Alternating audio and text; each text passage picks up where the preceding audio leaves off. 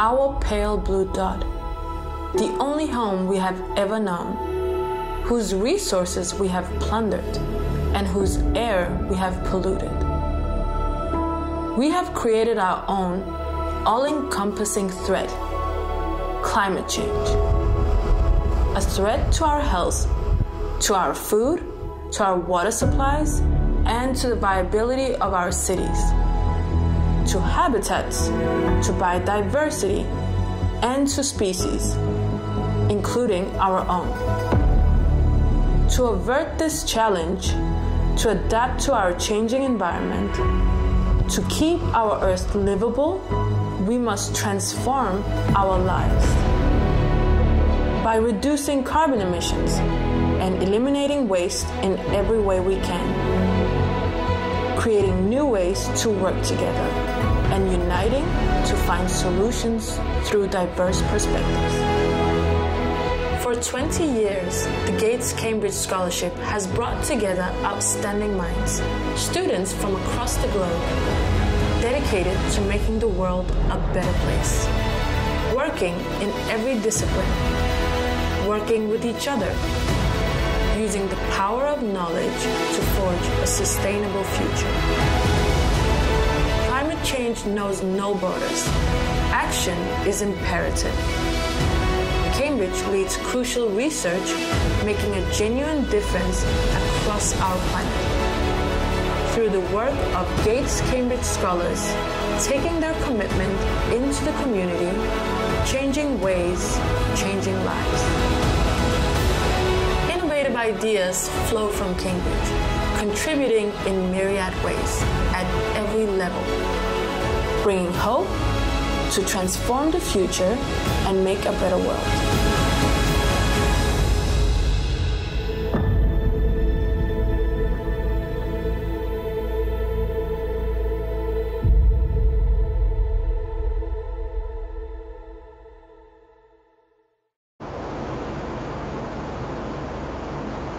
Welcome, everyone, to this event celebrating 20 years of the Gates Cambridge Scholarship Program. I'm Stephen Tu, and it is my very great honor to serve as Vice Chancellor of the University of Cambridge and to be moderator of today's conversation. We're of course disappointed that we can't hold an in-person event, but at the same time absolutely thrilled that we have nearly 2,500 registrations for this event with people watching from all over the world. You can ask questions at any time by clicking on the button at the bottom of your screen. After our conversation, there will be around 20 minutes where our speakers will respond to your questions. This event is being recorded and will be shared on our YouTube channel. Friends, I'm not a fan of hyperbole. Adjectives such as amazing, extraordinary, incredible. I try to avoid them and to ensure that they mean something when I do use them. But I can tell you that the Gates Cambridge Scholarship Program attracts amazing people, extraordinary people, even incredible people. It was inspired by the vision of a truly remarkable man, Bill Gates Sr. He wanted to create a community of international scholars of outstanding intellectual ability, but driven by a commitment to improving the lives of others throughout the world. And so, 20 years ago, the Gates Foundation gave a landmark gift to Cambridge to establish the Gates Cambridge Scholarship Program. Since that time, the program has enabled more than 1,800 scholars from 111 countries to complete postgraduate degrees and to form a global network of leaders committed to making a difference. They come here to Cambridge to study, of course, becoming part not only of the Gates program, but of multiple communities, their faculties, departments, clubs, societies, and of course their colleges. They join the Cambridge community, a somewhat unusual community. During what we now have to refer to as normal times, you can sit in a Cambridge pub or restaurant or even on a park bench and hear conversations about quantum physics or hydrogen power or the calligraphy on a medieval manuscript. even out on a walk, and boy, we've all been walking a lot, a couple will pass you by discussing theories of evolution or feminism or musicology. It's far from your average town. We love Cambridge for many reasons. Its history, its beauty, and because it's a place that brings together people with curious minds. People who, whether they're undergraduate or postgraduate, whether they're destined for academic careers or not, are passionate about learning and discovery. People who have the ability to make a difference in the world. Cambridge has done this for centuries, more than 8 of them. And during those centuries, our East Anglian world has expanded. From a community of scholarly monks, or perhaps monkish scholars, Cambridge grew to become a national institution and then a global center of education and research. In the 21st century, we welcome students from every corner of the world. Our diversity and interests, our opportunities for collaboration and partnership have expanded dramatically. But as the Cambridge world has grown, the world itself has in some ways contracted. It isn't smaller, and the population certainly hasn't decreased, quite the opposite. But the ease with which we can connect in so many ways has become greater and greater. And that comes with a cost. Traveling by train or car or plane, buying goods transported from all over the world, communicating using devices we keep in our pockets, all use and abuse our planet's once abundant resources. Our planet, that pale blue dot Carl Sagan described so beautifully, Earth, the only home we've ever known. Our society's greatest threat is quite simply that we will lose our own home. Every day, we must work together to save our home, to make a difference in the world. The ability to make a difference in the world, well, actually, it's not rare. It's something we all have. But as Dr. Jane Goodall said, what you do makes a difference, and you have to decide what kind of difference you want to make. Gates Cambridge scholars have each decided to make a positive difference, an enduring and powerful statement of leadership in our world. Joining Professor Bhaskar Veera and me today are 3 outstanding, and as you know, I don't use that term lightly, 3 outstanding graduates of Gates Cambridge Scholarship Program. 3 people making a profound difference. Each of them has a long and fascinating resume, but I'll make my introductions brief. Yao Bi Yin is former Minister of Energy, Technology, Science, Environment, and Climate Change of Malaysia. She's currently serving as the Member of Parliament for Bakri in Malaysia. Dr. Victoria Herman is the President and Managing Director of the Arctic Institute and an Assistant Research Professor at Georgetown University, where her research and writing focus on climate change, community adaptation, and migration.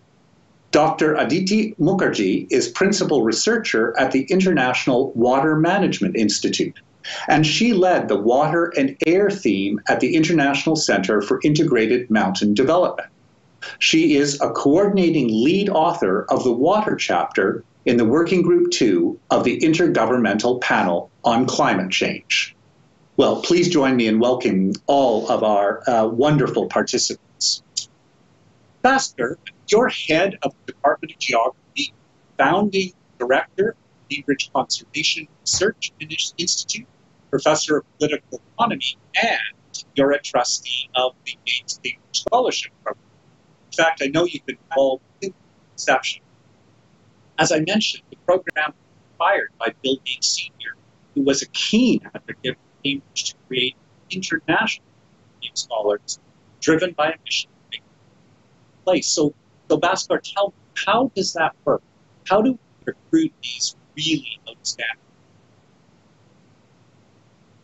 So it's a multi-stage process, which starts with students being admitted to a suitable postgraduate course at a relevant department or faculty in Cambridge. We respect the judgments of individual faculties. They're best placed to decide whether a student fits with their academic priority. Once a candidate has a postgraduate place at Cambridge, we then select in relation to the ambitions of the program, which includes two specific additional criteria, which are to do with leadership and this commitment to improve the lives of others. So departments and faculties nominate to the GATE selection panel. And the GATE selection panel then conduct further screening, at which candidates are asked to explain their commitment, to tell us more about how they feel their work, their scholarship can contribute to improving other people's lives. And we hold them to account, but they importantly hold themselves to account and try and live up to that ambition, that promise that is made when you're being selected. And just to give you some sense of numbers very quickly, for this year's round, we had over 5,000 applicants for the scholarship. We got something in excess of 200 nominations from departments, and we hope to make 85.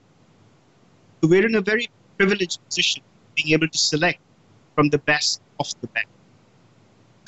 What do you think, Bhaskar, makes the program then very successful for students who are involved with it? What do you think are some of the key elements? So it's obviously a very generous program, and it provides funding, which is critical for someone who's doing a postgraduate degree. But it's also the community of support that the program provides. There's a lot of programming and opportunities for professional and career development while students are with us. And the community of support really starts with their arrival. They have a wonderful welcome week where they all get integrated, and it continues throughout their time at Cambridge and beyond. The scholars and the alumni are very actively involved in the governance of the program. The alumni network provides a fantastic support structure, and I think it actually enables each of these talented individuals to achieve their individual as well as their collective goals, because they work together, and I think they spur each other to do more. So I think it's that wonderful network that gets created here in Cambridge, but lives with them throughout their careers. You noted that it seems as if the scholars themselves hold themselves to account. And I must say, when I look at the CVs, that really seems to be true. Bi-Yin, after completing your MPhil in engineering at Cambridge, you decided to go into politics in Malaysia. What is it that drives you? Yeah. So I went into politics with just one thing in mind, that I want to make a difference in my country. And I think policy changes are very important, and policy makers are very important. That's why I entered into politics. And I must say that Gates Foundation have a very big impact in my life. One of the things, I think the constant message when we were Gates Scholar is that making an impact in people's life, how to live a life bigger than yourself. One of the stories that left a very deep impression in me was a story that was shared by a fellow scholar. He told me that the year before I was in Cambridge, Bill Gates came, and he told us, you know how much, he told the scholars, you know how much is a malaria tablet cost? And then he said, do you know how much is your scholarship? And then say, if I do not give you that scholarship, and how many lives can I save? That left a very deep impression in me. How do we make sure that education, the inspiration, the aspiration we get in Cambridge, and make our life count? And that it counts to the extent that the life that is sacrificed because of the opportunity cost of the scholarship given to us, it is more than that. So that really left a very, very deep impression. I have left Cambridge for more than 10 years. I still remember that very well. And every day to say that we must live and make sure our knowledge counts. Yeah. Wow, that's a fantastic story, I have to say. Victoria, what was it that inspired you to work in the field of climate change? From a pretty young age, I was told stories of my family's history surviving the Holocaust. And just last week, we celebrated Yom HaShoah, Holocaust Remembrance Day. So every year, I pledge never again. And then I learned what climate change was. I didn't know until I attended university that climate change was the biggest existential threat we are facing, that my generation, future generations are facing. And so I shifted course from thinking just about human rights to human rights and well-being in a climate change world. And I think that's what drew me to the Gates Cambridge Scholarship too, improving the lives of others, not just in my own single actions, but collectively. And I think Bhaskar really hit it quite well, that yes, we each have our own visions of how we can improve the world, but we do so much more when we work together. And my friends, alumni that I have met here in DC, the things that we do together in climate change and renewable energy and adaptation, it's pretty spectacular and continues to inspire me to keep pushing forward. That's great. Look, climate change is here. It's happening. We all know that. Some of us maybe don't admit it, but I think people in their heart of hearts do know it's happening. And it's clearly affecting some communities more quickly and powerfully than others. Aditi, tell me, what are you seeing in your work across South Asia? How are you working with communities to preserve access to water and indeed to mitigate the effects of climate change? Thank you first, Mr. Vice Chancellor, for having me on this panel. Is there an echo? Fine. All's fine. Okay. So I study how communities adapt to climate change, and through my work, it's absolutely clear that we are already experiencing climate change. Very often the tendency is to still frame climate will change, while the reality is climate has changed, and the impacts are very visible.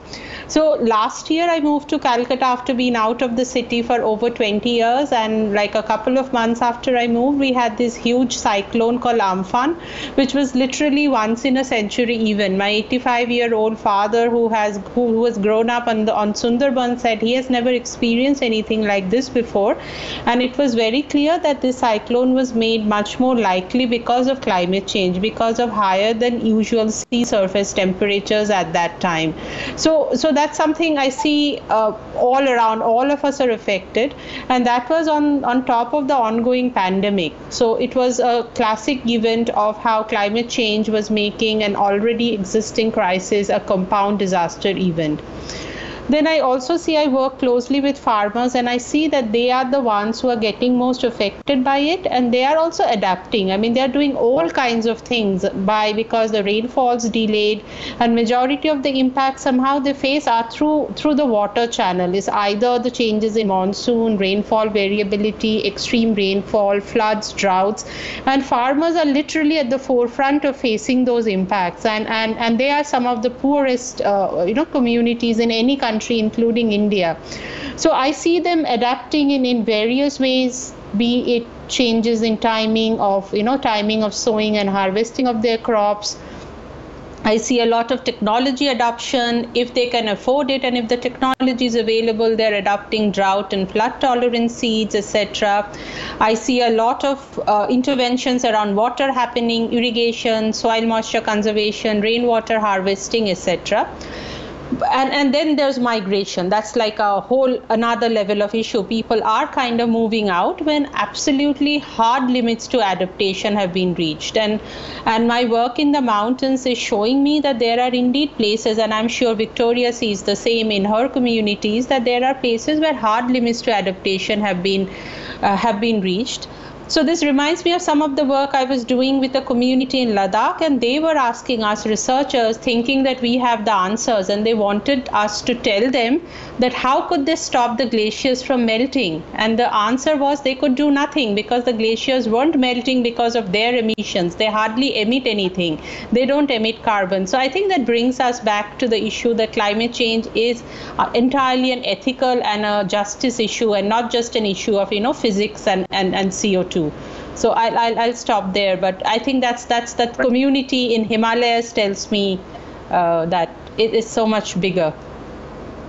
Absolutely, and let's move geographically. As I mentioned, Victoria heads up the Arctic Institute, and we know that the Arctic is warming 3 times at the rate of the global average of warming. So tell us a little bit about how your communities, the ones you work with, are being affected. What are they facing? Yeah, so the communities I work alongside and the local leaders that I support are already experiencing everyday life-threatening consequences of climate change. Climate change is not some distant reality. It impacts food, spiritual well-being, transportation to see family and friends, a viable future for the community, a potential for displacement and relocation. And it is impossibly hard because climate change is here. Like you said, it is not going to stop. Glaciers are continuing to melt. Ice is continuing to melt, which is why adaptation and mitigation together are so important. We need to do everything we can to get to a carbon zero world yesterday. And also make sure that every community leader in the Arctic and the Himalayas across the world have the support they need to enact their vision for a viable, adaptive future. Every community might be vulnerable to climate change, but they are also climate champions with important local, traditional, and indigenous knowledge in the Arctic that just need financial or technical resources to support those visions to be enacted. Thank you. I like the emphasis upon, in a sense, empowering people to make sure their visions can be enacted. That's really important. As I'm sure most of you know, Bill Gates Jr. has recently written a book in which he emphasizes the development and use of technology as a means of averting climate disaster. Now, clearly, technology has a fundamental role to play in adapting to climate change, mitigating its effects. You were Malaysia's environment minister, but also, as I noted, technology minister. So how do the two dovetail together in your view? And tell us about some of the changes taking place in Malaysia.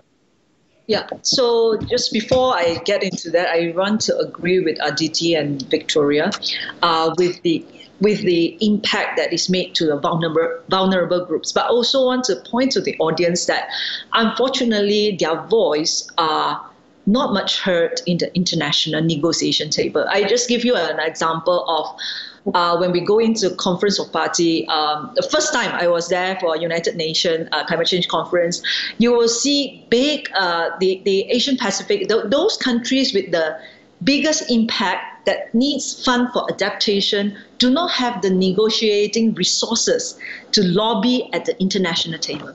That is why that even if we have an international framework of convention, you will see there is injustice and unfairness.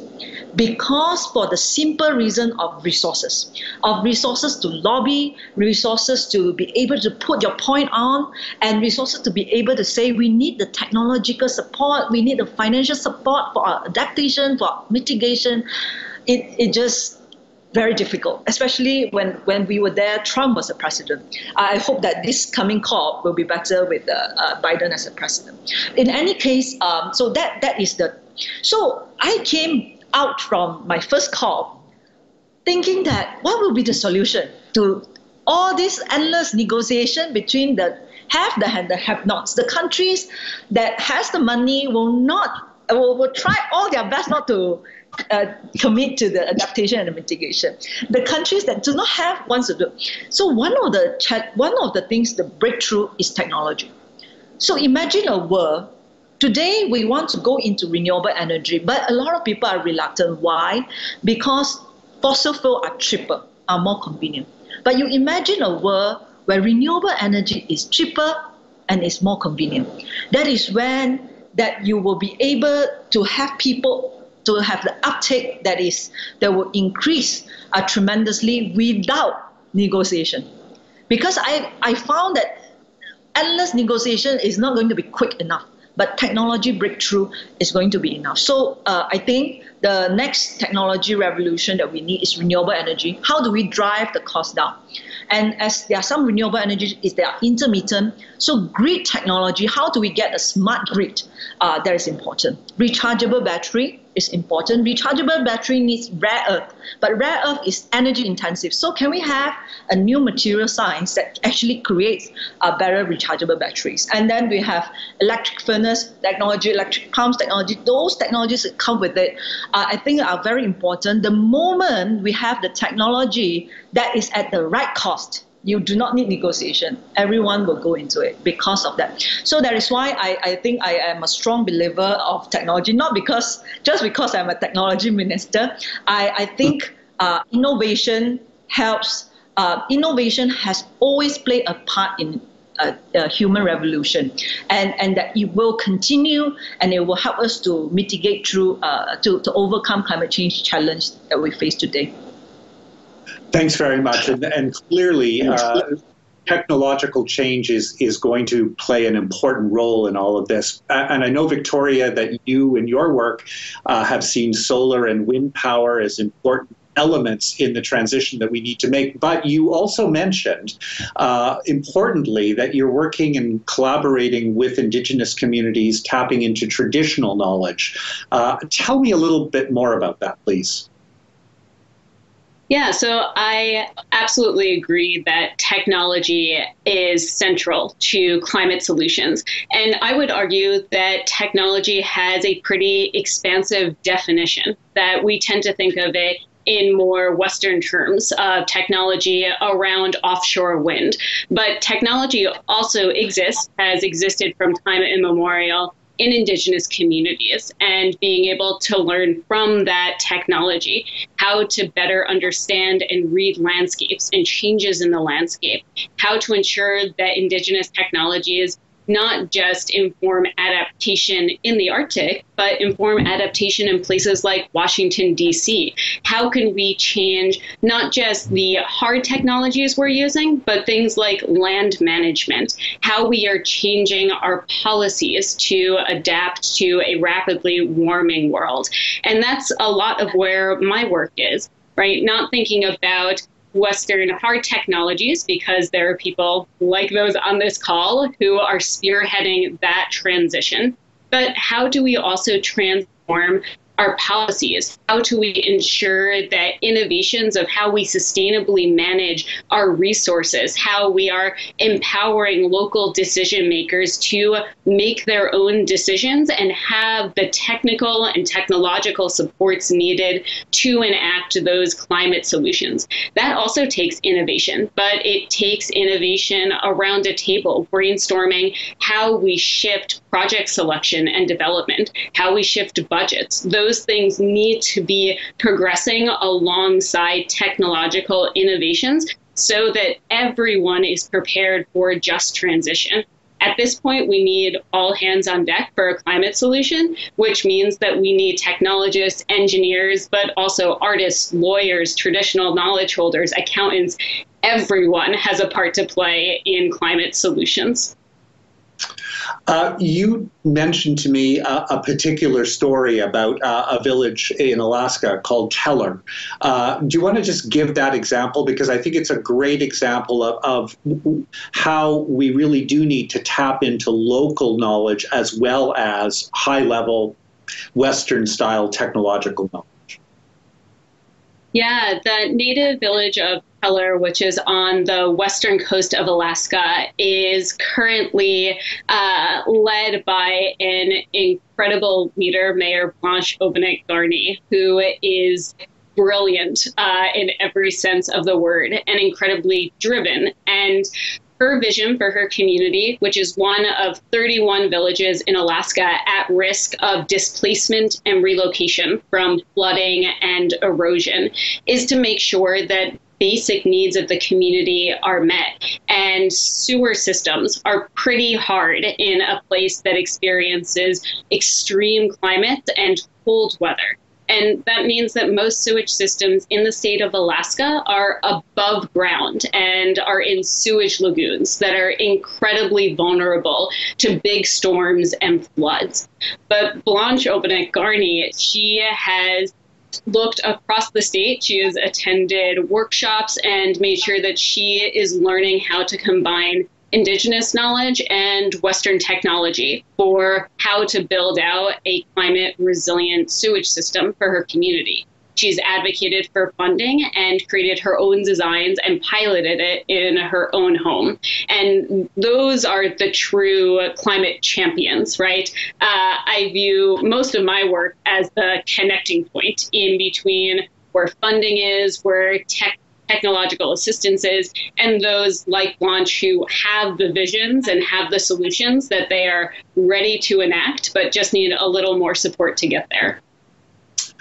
Thanks. I mean, it's so clear that enabling communities to support themselves in these initiatives is crucially important. Aditi, how do you encourage people who, like most of us, are trying to make a living to support families, but often on the margins of the economy? How do you encourage them to make changes that we all need to make and that are probably harder in those environments?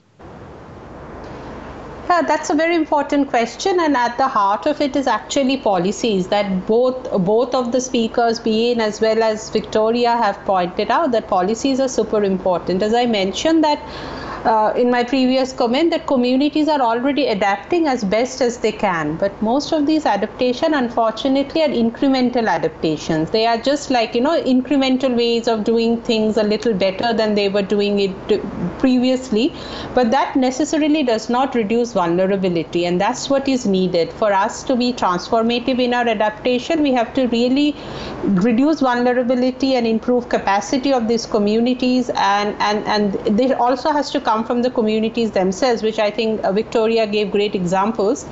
So to just put it in a bit more context, for example, we have to reduce our dependence on fossil fuel. We have to necessarily stop burning them, and should have stopped burning them yesterday. But then do that in ways that does not hurt the chances of the poorer countries to reach their sustainable development goals, because we have to remember that that's also what the world as a community has signed up for meeting all the SDGs by 2030. So here I think policies both at the international level and at the national and local level plays a very important role. I want to give just a concrete example around some of the work I do in India, again around water, around irrigation. If you look at India, I mean, our entire food security is absolutely dependent on groundwater irrigation, and we have over extracted our groundwater. I mean, India is the basket case of groundwater over extraction. And the main reason for this are really two policies. The policies of keeping food prices low, so that is affordable for the larger population, and the policy of providing electricity, a very subsidized electricity. So unless you make those changes, I mean, we can't expect farmers to stop, over extracting groundwater. Now, what you can do indeed in the time is to at least decarbonize that irrigation. Again, policies are important. We have the technologies. We have technologies, for example, like solar irrigation pumps. I mean, 40-year-old technology is very cost effective now. Prices have come down remarkably. So it's all great. But again, we have to be very cautious that some of these technologies may actually make the communities even more vulnerable. What if there's, even more groundwater extraction and that livelihood base is gone? And the other big question mark vis-a-vis technology is who has access and who doesn't. I mean, what we are increasingly finding is that many of the newer technologies can actually dispossess the traditional holder of those rights and bring in new players who can be, richer. So I think I cannot just overemphasize how important those policies are. And I think the trillion-dollar question facing all of us in general, and climate researchers and climate policy in particular, is how do we decarbonize in ways that are equitable and sustainable? And here again, policies, I mean, I just come back to one answer: policies, appropriate policies that are, that kind of, encourages people to decarbonize, but at the same time also provides that capacity to the people. Thanks. And that brings us back to Bi Yin's point. And I want to return to you, Bi Yin. I mean, you really emphasized the importance of global action and coordinating action in the North and the South and policies both national and global. How do we do a better job uniting the world towards a more common goal around climate change and getting the right policies in place? Yeah, I think looking at nationally, I just want to work on this. What Aditi has just said on policy. I just give an example of livelihood and environment responsibility. They does not need to be at the opposite side of the spectrum. I give you an example.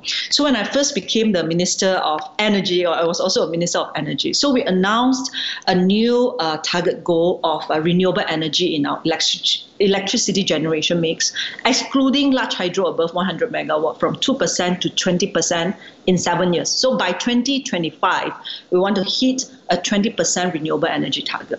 So a lot of people say, hey, this is an expensive target. But then they do not realize that as we calculate what will make us into 20%, because we are at a very low penetration to a high penetration, we found out that first, it actually reduces the total system cost of our electricity. Second, with the solar, because solar is actually now really dropped in price, and with some of the our biogas and biomass, actually they are cheaper than the conventional fossil fuel, and also we found that renewable energy target, this 20% target, is a net job creator. So if we can actually say we can do an economic case, by this 20% actually will be able to generate about 50,000 net job creation. That means we have removed the one from fossil fuel. It's a net job creation of 50,000 new jobs, new green jobs, and a 33.5 billion ringgit. That means about $10 billion of investment in 7 years. So if we look at the economic case, actually it is good not only for the environment, but also good for business and job creation. So as policymakers, we cannot always think environment and development will be an expensive, and it will be at the expense of economic development. We have to see it as this can be an opportunity for job creation, more investment, as well as a target to save the country, to at least do our parts in the world. I give you another example on the innovation in policy. So because of the low penetration of solar, we can actually encourage a rooftop solar policy. So we actually changed our net energy metering policy, where people can sell their rooftop solar back to the grid. At low penetration, we give a 500 megawatt and make it an economic case. People used to think that because I sell, I need to invest a lot, but my payback period is like 10, 15 years. Nobody wants to wait. So we made it in such a way that when you sell, and that with the tax exemption and the tax allowance, you get a payback period for commercial and also industry, with those with big rooftop. Your payback period is 2 to 5 years. Do you know what happened after we changed that policy? That uptake rate that only have 20 megawatt when we first started, in just 2 years, it goes into 500 megawatt. So it tells you this, that the business is willing to invest when government has good policy. Business is willing to come in when they see this is not only something that they can write in their sustainability annual report. It is something that's good for their pockets. And I see that a lot of developing countries, there are a lot of low-hanging fruits. You don't even need to talk about going to United Nations and ask for money from the developed world. Just first think about what are the good technology that is already mature. But you need policy to drive that agenda, to leverage on that, and to be able to do things for your economy as well for the environment. Yeah. Thanks very much. We're going to come to questions from our audience very soon. But first, I do want to bring in Bhaskar, because he works in this area. He's a specialist in water as well.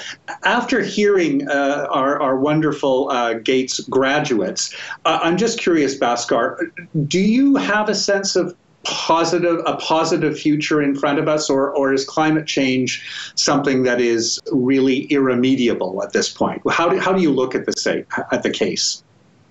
Well, I mean, as others have said, climate change is with us, so it's a reality. Am I optimistic? I'd say I'm cautiously positive, because there's a lot of work to be done. I have the privilege, like all of us do, to work with these incredibly talented young people. So to be able to mentor these scholars, to support them in their journey, that gives me optimism, because I can see the amazing things that they're trying to do. But our generation is leaving behind huge problems. So I see a lot of work ahead. So I'm optimistic because I see the energy of the people around us. I see the young holding us to account, especially around climate change. But I'm also conscious of the scale of the challenge. So I'm optimistic, but I have to be cautious in my optimism.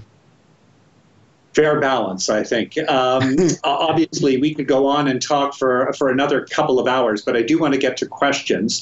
The first one is about the role that technical solutions may have to play in actually reducing existing carbon in the environment. So comment about how a reduction of fossil fuels and then activities such as afforestation, restoration of peatlands will all have an impact.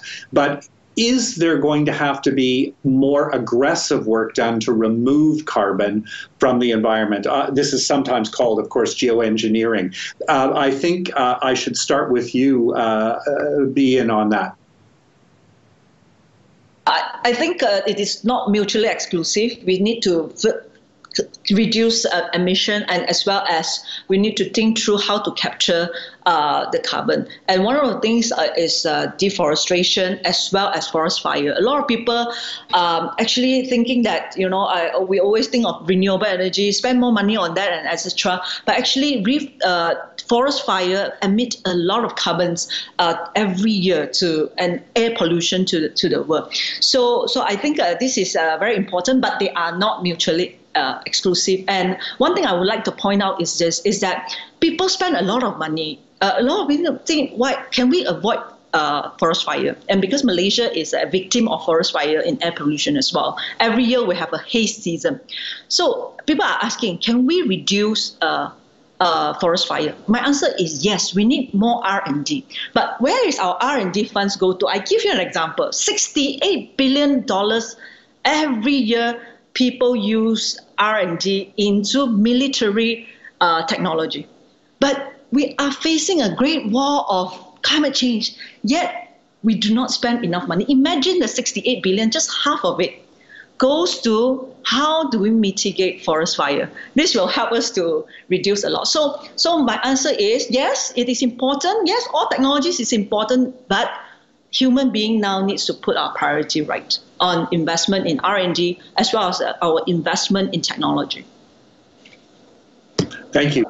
Is there anything you'd want to add, DT, on that point? I feel that there are low-hanging solutions already and reducing mitigation. So a lot of the geoengineering solutions are still untested, so the risks are quite high. On the other hand, a very recent paper shows that almost 32 countries, all from global north, have been actually able to decouple growth from emissions.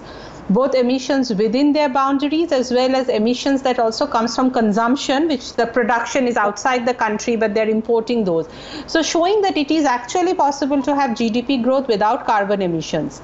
And a huge part of that is actually cheap, power like solar. For example, solar right now in India is cheaper than fossil fuel. So that's cost of batteries and winds have come up. So I would think that there is a lot to be done with the existing technologies, with the mitigation, with afforestation, reforestation, before we go onto those massive projects of geoengineering. But unfortunately, the more we hold on to all these things that we already have at our disposal, the more important geoengineering will become in the future. So we have to start now, and we should have started already, years ago.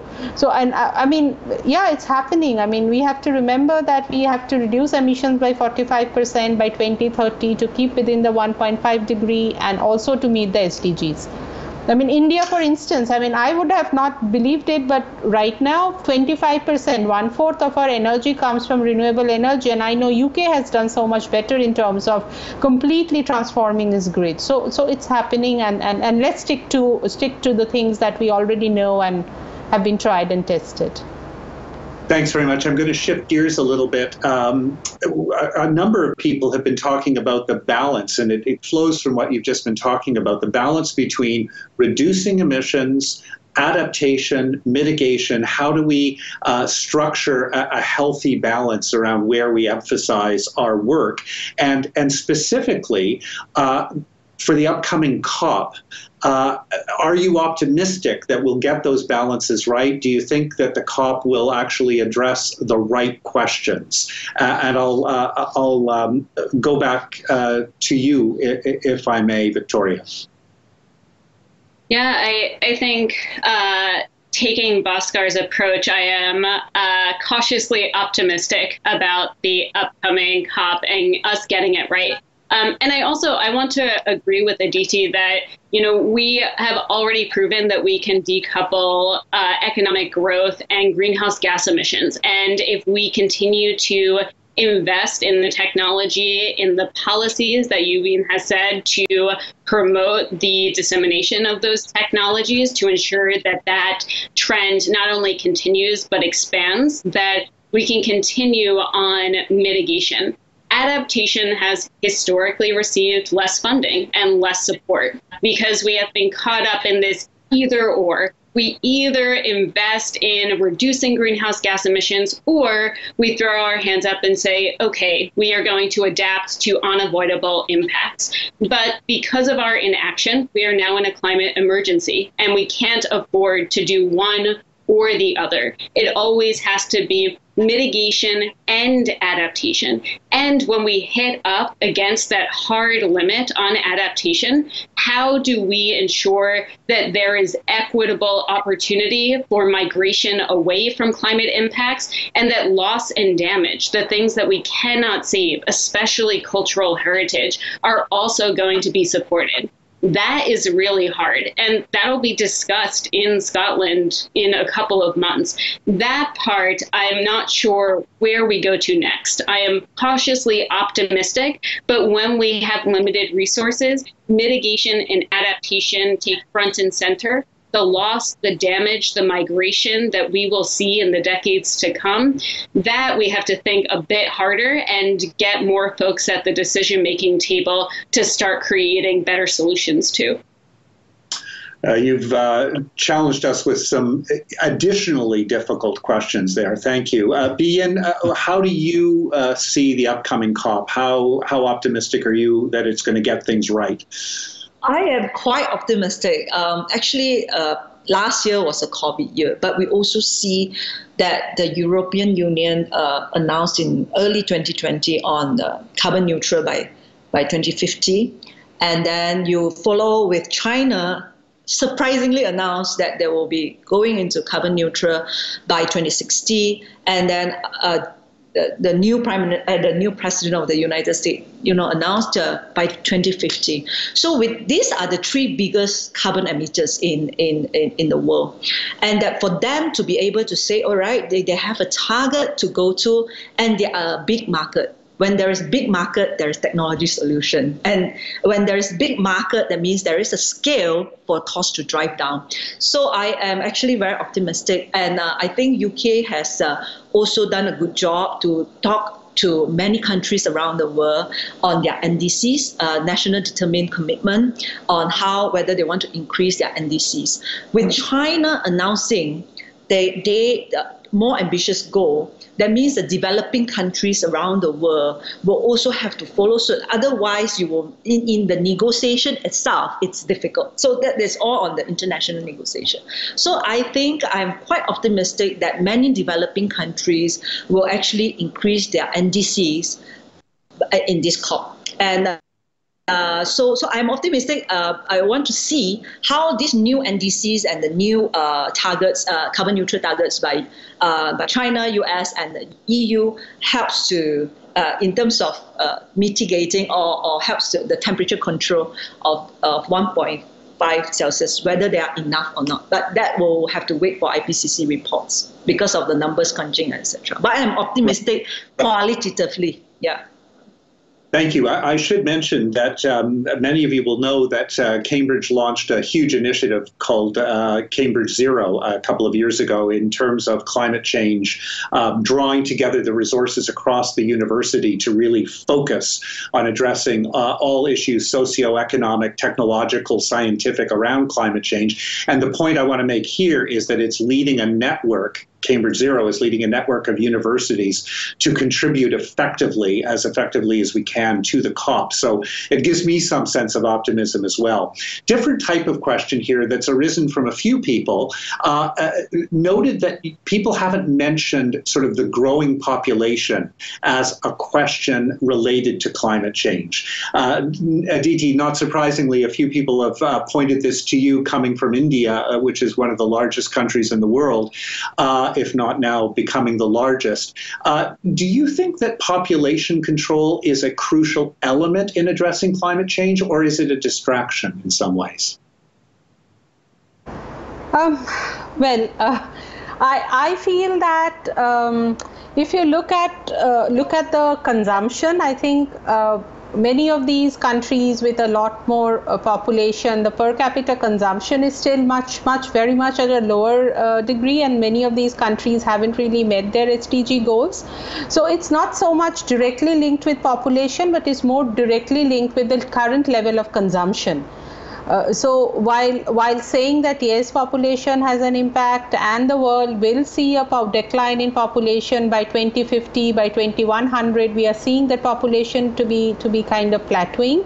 But right now the concern really is that very few people in this world consume more than what the majority of the people have access to. So I think the focus really needs to be more on equitable consumption, and that's where the entire discussions around degrowth, or even more importantly decoupling growth and emissions, kind of comes in. The reality is that it's overconsumption really that's at the heart of a lot of issues. So yeah, it's wonderful. It's wonderful you moved in that direction, Aditi, because I can tell you that is probably the single largest group of questions I have, and I will probably have to end with each of you addressing this. A number of people have said, isn't really the problem here the very economic models that have driven the West and that have increasingly been adopted in many countries of the global South? There are people who challenge the premise of capitalism. There are others who just talk about consumerism. Can we connect active addressing of climate change in effective ways while at the same time continuing current economic models? I know it's a huge question, but it's one that's clearly preoccupying a lot of people who are listening to what you have to say. Bien, maybe I'll start with you. You've been in government. You talked about economic incentives. You've had to think about these issues, I'm sure. So I think you have asked the wrong person, because a politician will never tell you need to change your lifestyle so that we can mitigate climate change. So otherwise you will lose your votes the next round. But to be frank, that's an important point, Ian. It's actually an important point. Yeah. Sure. So it has got to I must say from a very practical point of view, every country, all your leaders most of them are democratically elected. And these democratically elected politicians will have to think about their next election. And the only way to say that we need to work on consumerism, we need to work on the consumption, the packaging, how we change the lifestyle, is a bottom-up movement. A bottom-up movement that require and ask and demand your leaders to do so. Otherwise, I must be very frank and very candid with all of you. Every politician, all your leaders want to be in the next government. They don't want to lose an election because of what they think is something that is right. So they can only push the boundary to do what is right to the extent that they can still win the next election. So what can make them want to do more for the environment, for consumerism, is that the voters ask for it. do you have a policy for climate change? Do you have a policy of course, as a leader, for my part, when I was environment minister, I also try to educate them so that they will request for me to do so, and which I willingly want to do it. But you got what I mean? It is a cycle, and I really hope that the people that is listening here, that all of us play a part to have this ground bottom-up movement to demand and to have this. All the elections around the world, you do not see many people asking for climate policy. Most of the people are asking for bread and butter policy. So can we change that? So that is a practical answer to the question. Thank you very much, Bee. And Victoria, how do you respond to that pretty fundamental challenge to the way we live in our world? Yeah, I think Yubian really put it well in terms of the bottom-up and the top-down approach, that in our current economic model in the United States, where I currently am in our global economy, the ultimate goal is unchecked economic growth, to make as much money as possible as a nation, as an individual, as a household. And I am not an economist. I can't speak to the models. What I can speak to is how we prioritize what we are moving towards. Rather than move toward unchecked economic growth, we should be moving towards sustainability, towards equity, towards resilience and climate adaptation. And that requires decoupling or degrowth, right? That we shouldn't be continuing to measure our success as a country, as a household, as a world on how much money we can make, but on how we can keep our planet safe, how we can keep every single person on our planet safe. And that requires systemic change. And that systemic change needs to come from the bottom up and the top down. Everyone needs to change how they are living in this world and how they care for each other. And that also requires regulatory changes to make it easier for everyone to make those choices, so that we're not working against a system to try to be sustainable in our lives, but we're working in tandem with the systems around us, that our national governments, that our local governments can enact policies to help us live more sustainable lives.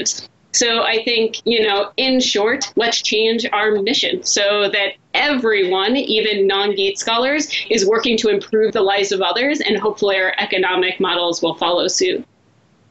Thank you. DT, a couple of minutes left, and I'll give the final word to you, since you initially raised this issue as well. So what do you think needs to happen?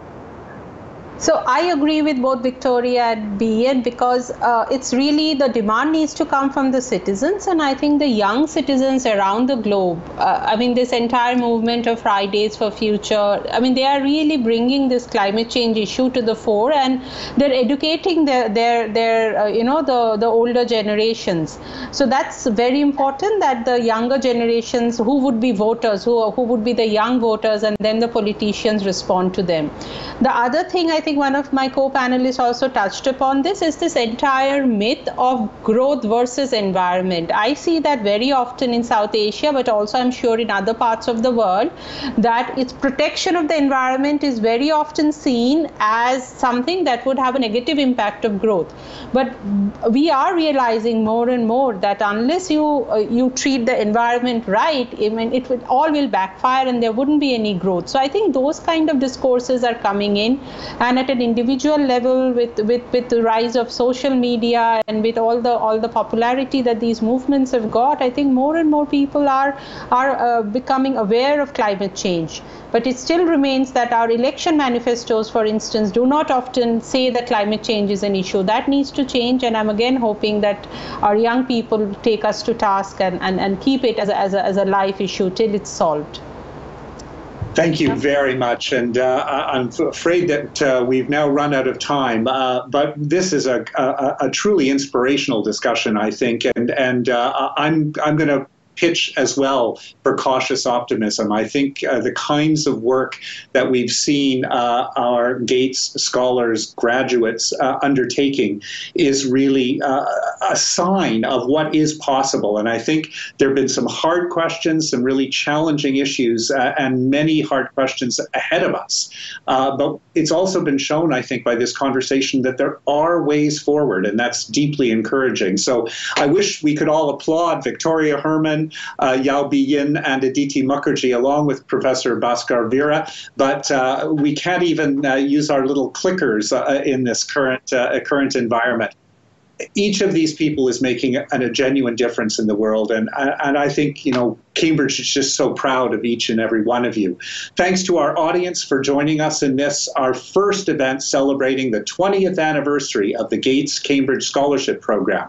Our next Gates Cambridge event will take place on the 18th of May, and I'll be joined by Melinda Gates and 3 outstanding scholars, Tara Cookson, Shadrik Frimpong, and Sharmila Parmanand. And together we're going to discuss the crucial topic of gender and an equitable recovery from the COVID pandemic. So keep an eye out for your invitation. And in the meantime, a recording of this event will be posted shortly on our YouTube channel. Thanks to all of you for your engagement with Cambridge, and stay safe.